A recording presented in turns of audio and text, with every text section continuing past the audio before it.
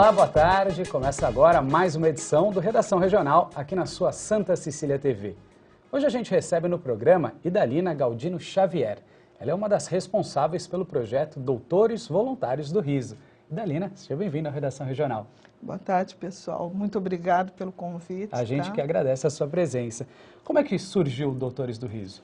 Bem assim, eu sou voluntária desde 1980, há muito tempo, gosto de criança, faço um trabalho com criança, né?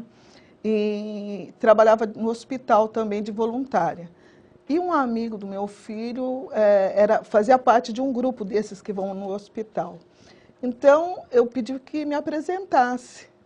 E dali aconteceram várias coisas, só que aquele grupo que eu participava, ele não tinha o meu perfil. Por quê? Porque além do hospital, eu faço as comunidades, as favelas. Então, eu tinha que estar dentro do hospital com uma caracterizada de uma forma, e nas comunidades de uma outra forma. Então, eu juntei os dois e fundei os Doutores do Riso. Assim, a gente poderia estar na comunidade e nos também hospitais. Dentro dos hospitais. No grupo você se transforma na Doutora Alegria Risadinha, né? Que tipo de trabalho que você desenvolve? Na verdade, assim, Doutora Alegria é Alegria Risadinha. AAS Risadinha, é o nome daquele comprimido para dor. Então, é Alegria, Solidariedade e Risadinha.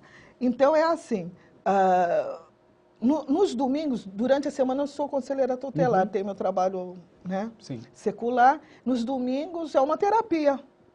Eu me visto, me caracterizo, me pinto, né? Boto glitter. Tudo colorido. Daí eu exagero bastante, né? Para mim, todo domingo é carnaval. Sim. Daí nós vamos nos hospitais visitar as alas da oncologia, as alas dos queimados, que são os mais necessitados, né? Enfim, mas a gente vai passando e vai brincando com todo mundo que vai encontrando, com médicos, com enfermeiros, porque, na verdade, nós fazemos a humanização hospitalar, né? Então, a gente não brinca só com as crianças, a gente tenta deixar o ambiente hospitalar mais alegre, mais ameno, mais suave. Leva alegria para todo mundo. Para todo mundo. Os voluntários, eles são atores? Não, não são atores, nós não somos remunerados, aliás, são muito bem remunerados. Mas de uma outra forma, né? Mas não, nós somos profissionais de diversas áreas, que quando a gente se caracteriza, a gente tem um objetivo, minimizar a dor. E quem sabe até bloquear.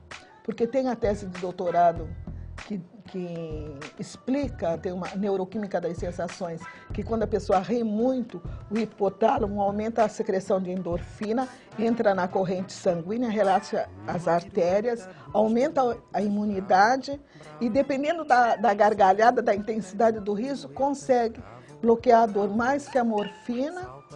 E em ala do câncer, em pessoas com câncer, que a morfina já não faz mais efeito, Deus, ele na sua infinita bondade, ele tem o riso. Então, por isso que dizem que rir é o melhor remédio. Melhor remédio. Idalina, então daqui a pouco a gente continua a nossa entrevista. E chegou a hora da Ione Furukawa com os destaques de hoje. Boa tarde, Renan. Boa tarde, Idalina.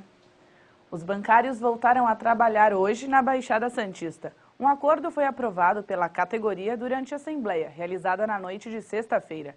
A proposta de reajuste de 8%. Também ficou acertado que os funcionários poderão ficar 1 hora a mais por dia no trabalho, até o dia 15 de dezembro. Mais detalhes você confere no santaportal.com.br. Um toque feminino em um dos mais conhecidos atrativos turísticos da região. O bondinho do Centro Histórico de Santos ganhou a primeira condutora do Brasil. Essa é a Cristiane. Apesar de ser moradora de Santos, ela passou a fazer parte da história da cidade há poucos dias, como a primeira condutora de bonde do Brasil. Pouca gente sabe, mas conduzir o bondinho é diferente do que faz o motorneiro, como o Ricardo. Ele é uma espécie de motorista, ela é como se fosse uma auxiliar. Mas quando fez a prova para exercer a função, também não sabia como seria o trabalho. Eu não sabia o que era condutora, né? Aí o que eu fiz? Eu vim aqui, dei uma viagem de bonde. O condutor, ele não dirige o bonde, ele auxilia o motorneiro, cobra a passagem, né, das pessoas que vão, dos turistas. Eu mudo a chave de direção do trilho e mudo a rede de energia elétrica. Se tiver algum carro na linha, que é muito normal, né? Ter carro no trilho, eu tenho que ir lá, descer, procurar a pessoa. pedi para tirar. Os pontos turísticos são as grandes atrações, mas para o passeio acontecer, a Cristiane precisa tomar muitos cuidados. A gente tem que estar assim, ó, com calçado especializado para isso. A roupa não posso botar brinco grande, nada de lencinho, nada. Para não ter perigo de enganchar no pantógrafo lá atrás que a gente muda e nem na chave de direção dos trilhos.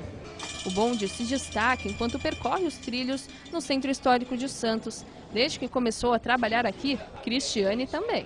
O pessoal daqui vai dar tchauzinho. Eu te vi no jornal, me dá tchau. Uma mulher dirigindo, fala que eu não vou sair da linha. Eles são assim. O colega Ricardo sempre acompanha a Cristiane no percurso do bondinho. E agora, no momento, celebridade dela. Para nós é uma honra, né? Fazer parte da história do bonde, da história de Santos, né? E agora com a figura feminina do nosso lado aí, né? Primeira condutora do Brasil. E a gente acaba entrando na história junto com ela, né? A partir de agora, outras mulheres devem se candidatar à vaga, já que a presença feminina agradou muita gente. A mulher geralmente é mais compreensiva, né? Mais calma, entendeu? Pensa um pouco mais do que o homem, né? Isso ajuda no trabalho da gente aí no dia a dia. Eu vim homenagear ela, né? Que ela merece, a primeira do Brasil, né? Eu nunca tinha ouvido falar em maquinista mulher, não sei como que se dá o nome, né? Mas eu achei bacana por ser a primeira. É legal que eu sou a primeira, né? Então, que eu não seja a única e nem a última, né? Por ser uma profissão difícil, mas é legal, eu tô curtindo. E Dalina, olhando o site do Doutores Voluntários do Riso, a gente encontra a história de Pat Adams, aquele médico americano que iniciou o tratamento de humanização nos hospitais. Você teve a oportunidade de conhecê-lo. Conta pra gente como é que foi esse momento para você. Ai, foi maravilhoso. Na verdade, assim, eu fui numa palestra em São Paulo e eu até pedi para os outros doutores, né? Quando ele estiver passando, eu vou dar um pulo e você tira a foto.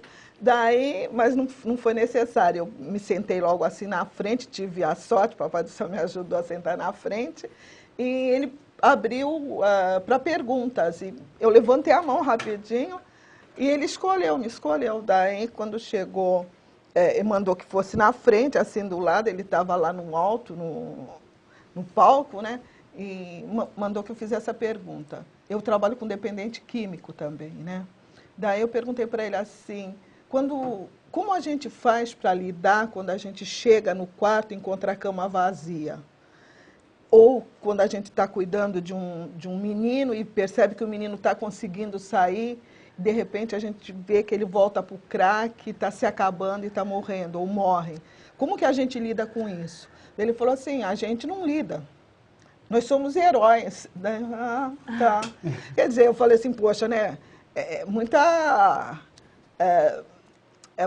Pretensão, né, herói.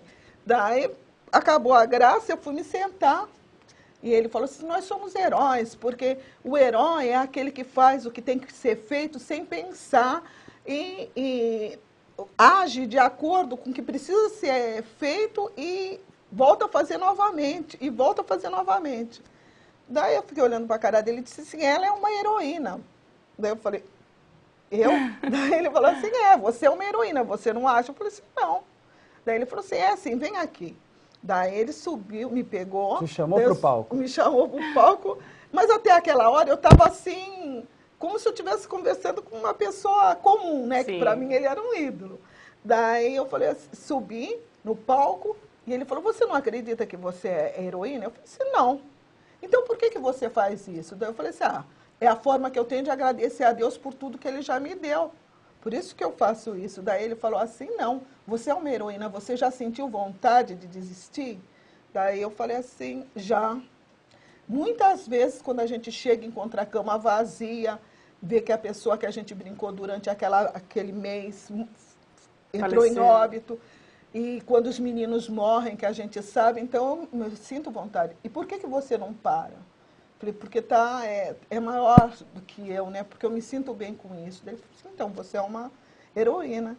Acredita? Daí eu falei, não. Ele falou, acredita? Ela não é heroína? Daí 2.000 pessoas. Pá! E nesses anos todos de trabalho, você tem alguma história comovente que você possa contar pra gente? Bom, é assim, são várias, né? Mas uma que me marcou muito foi de uma menina. Eu sempre brinco com as crianças, vou De repente, eu encontro, quando eu vejo a cama vazia, eu já sei que aquela criança entrou em óbito. Porque onde nós vamos é ala dos queimados, oncologia. Então, a gente vê a criança se deteriorando, entende? Quando a gente vê a cama vazia, é triste, muito triste. E uma vez eu acabei dizendo, eu não vou mais participar disso, que eu não sou médica, não sou palhaça, eu não sou nada, o que eu venho fazer aqui, né? Mas aconteceu uma coisa, uma cama vazia, eu estava muito triste, chorando muito, o médico da UTI mandou que eu fosse, pediu, né, que eu fosse até a UTI ver uma menina, a Daphne.